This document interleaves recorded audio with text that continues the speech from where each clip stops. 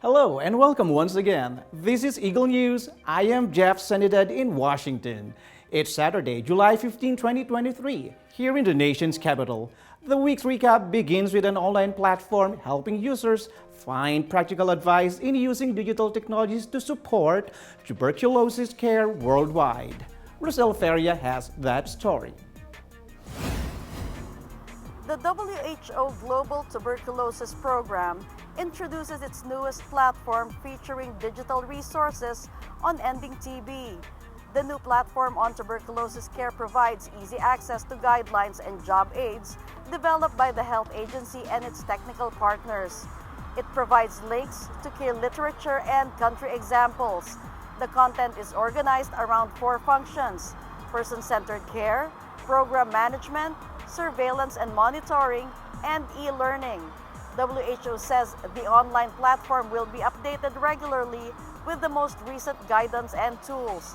Director of WHO's Global Tuberculosis Program, Dr. Teresa Casayeva says digital health is rapidly evolving and the opportunities provided by new developments, such as artificial intelligence, need to be actively exploited.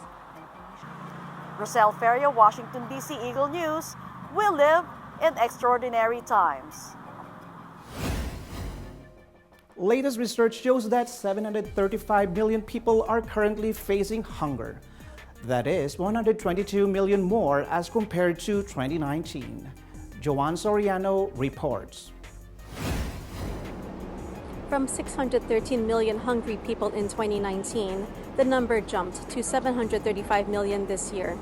According to a joint report by 5 United Nations specialized agencies, the state of food security and nutrition in the world, the 122 million increase in people facing hunger is due to the pandemic, repeated weather shocks, and conflicts. This includes the war in Ukraine. The UN says if trends remain as they are, the Sustainable Development Goal of ending hunger by 2030 will not be reached. The World Health Organization says while global hunger numbers have stalled between 2021 and 2022, there are many places in the world facing deepening food crises. Although progress in hunger reduction was reportedly observed in Asia and Latin America, hunger was still rising in Western Asia, the Caribbean, and across subregions of Africa in 2022. Africa remains the worst affected region.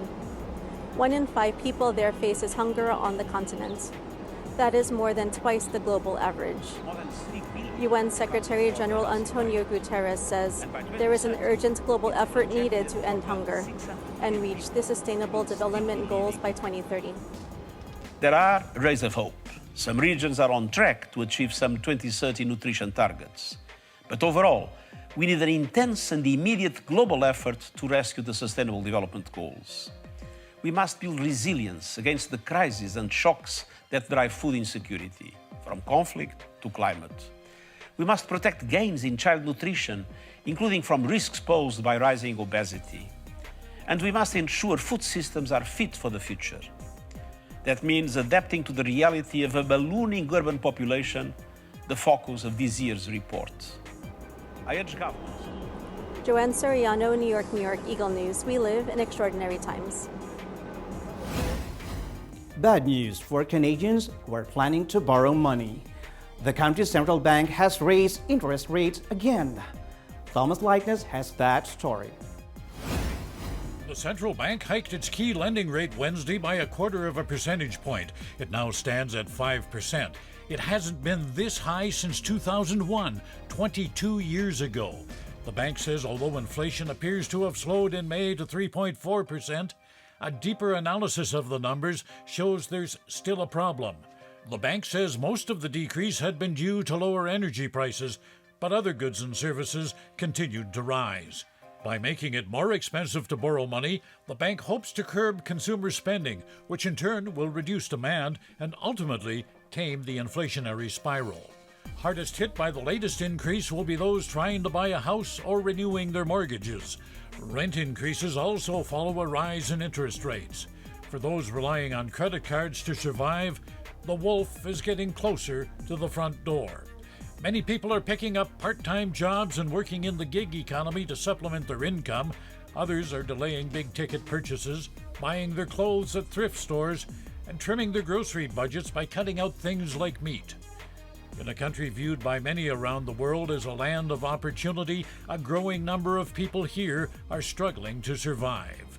A recent study found that more than half of Canadians are so financially stressed, they're just $200 away from not being able to pay their bills. Thomas I. Likeness, Eagle News, Edmonton, Canada. We live in extraordinary times. Still in Canada, several violent incidents have once again struck the city of Toronto this week, one of which ended fatally. Yolanda Espiras has more details. Toronto has seen a deadly series of violence and shootings this past week. An innocent bystander has died last Friday after an altercation between three men in Queen Street East and Carlo Avenue. 44-year-old mother of two, Carolina Huebner Macurat, was walking in the area when she was struck by a stray bullet. She was later pronounced dead at the hospital. Monday morning, a drive-by shooting in downtown Toronto. Two people in 20s were left with serious injuries. According to Toronto police, there was a group standing on Charles Street West when a vehicle of suspects opened fire. Additionally, the police report that there were stunt driving incidents in the same area that may have possibly led to the drive-by shooting. A stabbing happened aboard Eglinton Station Thursday, leaving the victim with critical injuries. The suspect has been since arrested and is now charged with attempted murder, amongst other charges. Toronto Mayor-elect Olivia Chow, in an interview, says that she vows to do what she can to combat this series of violence in the city. Yolanda Espiras, Toronto, Ontario, Eagle News. We live in extraordinary times. In other news, Papua New Guinea Prime Minister James Marape launches the country's 5-year transformation plan with a focus on economic growth. Iko Ortalesa Quinola has that story on Oceania at a Glance.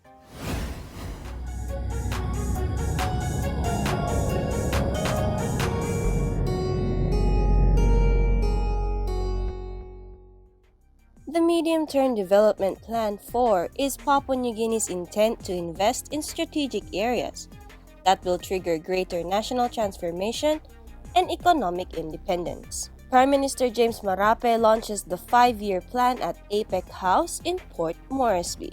Run by government under myself and the Honorable John Bosco. Its full implementation and resourcing will have a direct push and will move our country one, if not many steps better. Marape urges government agencies to align their plans with the 12 goals of the Marape-Rosso administration. In addition, we will create agencies of state to partner with private sector, participate in mobilizing people so that we could increase production, access to market, ensure exports and imports are de-risked so that the products can reach the customers that we are targeting. Meanwhile, the capital city carries out a clean-up drive in all police barracks. Law enforcers joined the initiative in beautifying and tidying the city. The National Capital District Commission Waste Division collected hundreds of garbage bags. Iko Ortalesa Quinola, Port Moresby, Papua New Guinea, Eagle News. We live in extraordinary times. Extraordinary stories from Thomas Likeness today, from artificial sweeteners to artificial intelligence to not one but 2 newborn giant pandas. All these and more on Correspondent at Large.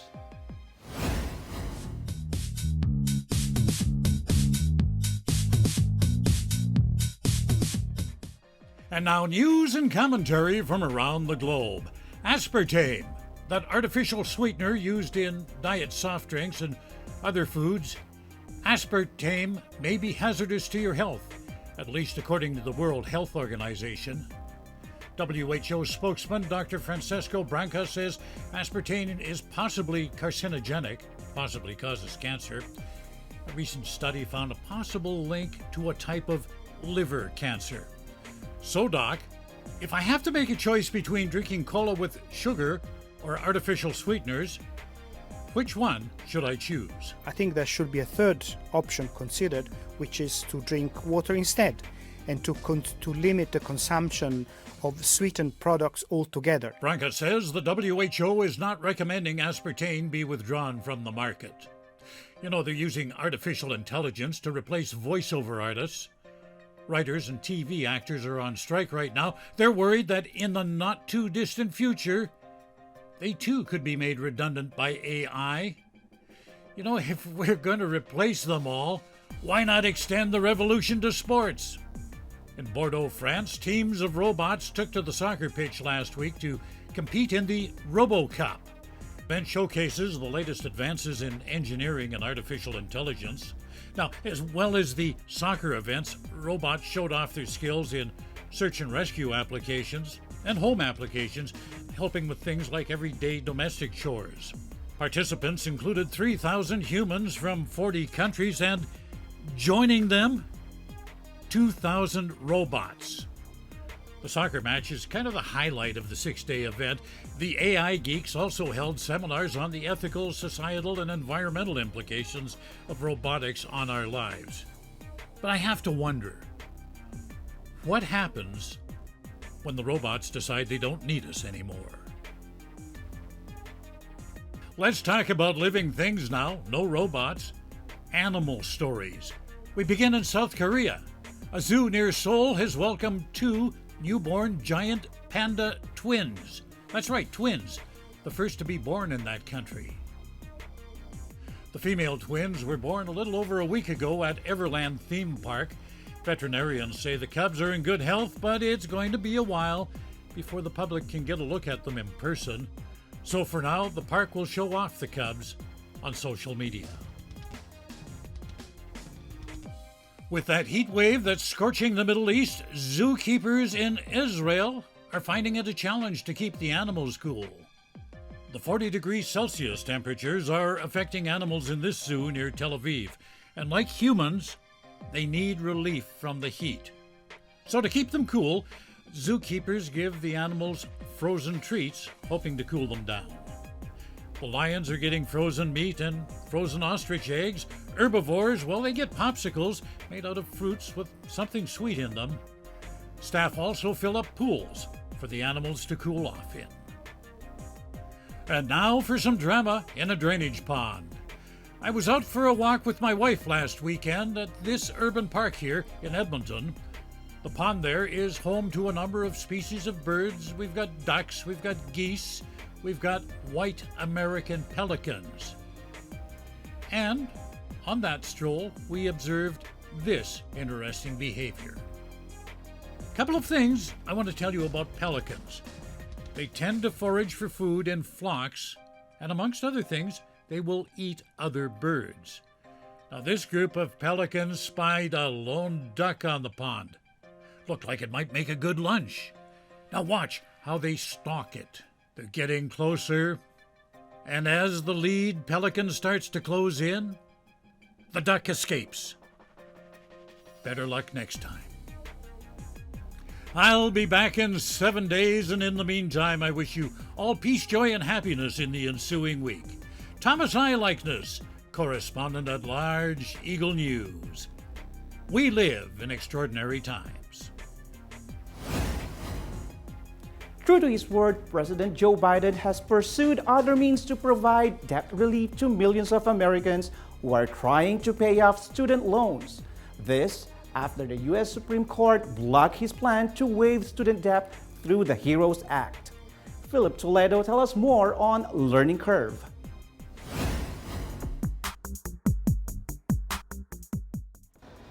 The U.S. Department of Education has announced $39 billion in debt relief for 804,000 borrowers. These loans will be automatically discharged in the coming weeks. The Education Department describes this as a result of fixes implemented by the Biden administration. It says this addresses historical failures of the federal student loan program, in which qualifying payments made under income-driven repayment or RDR plans were not accounted for. Student borrowers are eligible for debt forgiveness if they have made either 20 or 25 years of monthly IDR payments. Education Secretary Miguel Cardona says the administration is ensuring everyone gets the forgiveness they deserve, such as students who were cheated by their colleges, borrowers with permanent disabilities, and veterans. The Education Department has already started informing eligible borrowers who qualify for debt forgiveness. No further action is needed on the part of the borrower. To know if you qualify for this loan forgiveness, reach out to ed.gov. Philip Toledo in Atlanta, Georgia, Eagle News. We live in extraordinary times. For a limited time, starting this fall, the Centers for Disease Control and Prevention, or CDC, will provide free COVID-19 vaccination to adults who are uninsured or underinsured. Milo Simbulan has that story on Health is Wealth.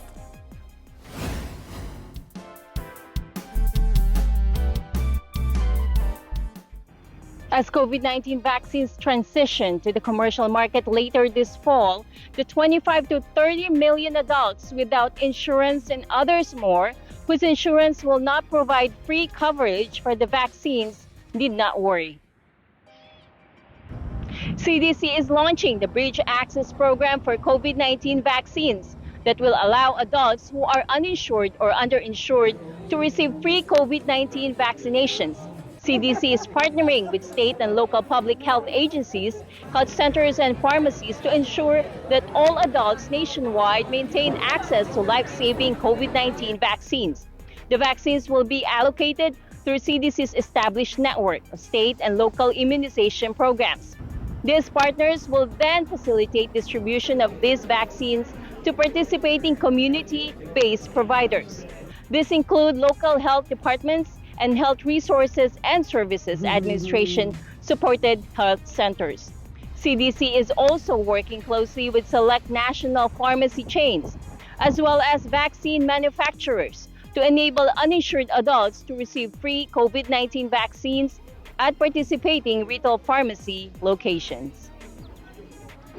The Bridge Access Program is temporary and will run only for a limited time. It ends in December 2024. A longer-term solution called Vaccines for Adults would cover all recommended vaccinations at no cost for uninsured adults. This proposal has not yet been enacted into law.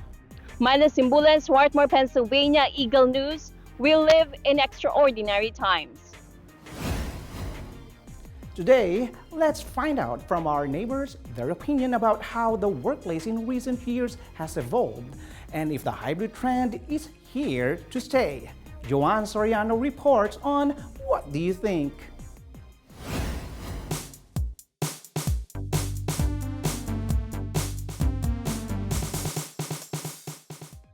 Many office spaces still sit vacant after the pandemic, with many employees now being able to work remotely. Office vacancies are at an all-time high in major U.S. cities, such as New York, Los Angeles, San Francisco, and Chicago. Since the pandemic, some companies have allowed their employees to work remotely or as a hybrid of in-office and work from home.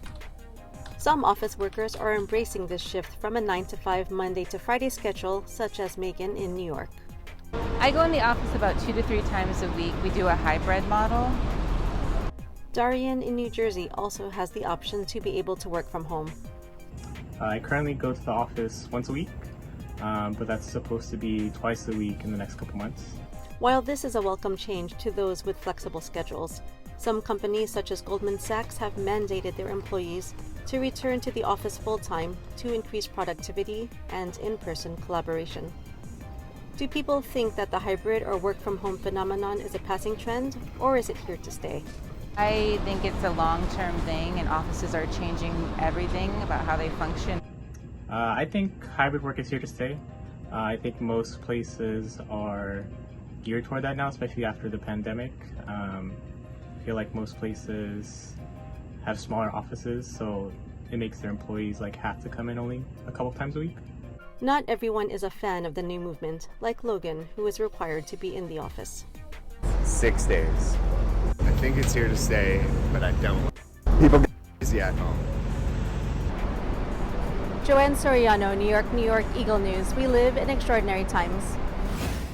Before we let you go, here's our photo of the week by Geoffrey Nolasco.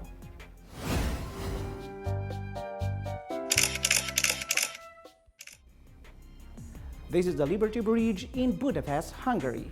It is the third and shortest bridge of the capital city. It was built for the Millennium World Exhibition in 1896 and was originally called the Francis Joseph Bridge. Thank you, Geoffrey, for that amazing photo. And thank you all for joining us again. If there are stories or topics you want us to share with you, just comment below. Follow us on YouTube, Facebook, and Twitter at Eagle News Live. I am Jeff Sanidad. We live in extraordinary times. Stay happy and healthy, everyone.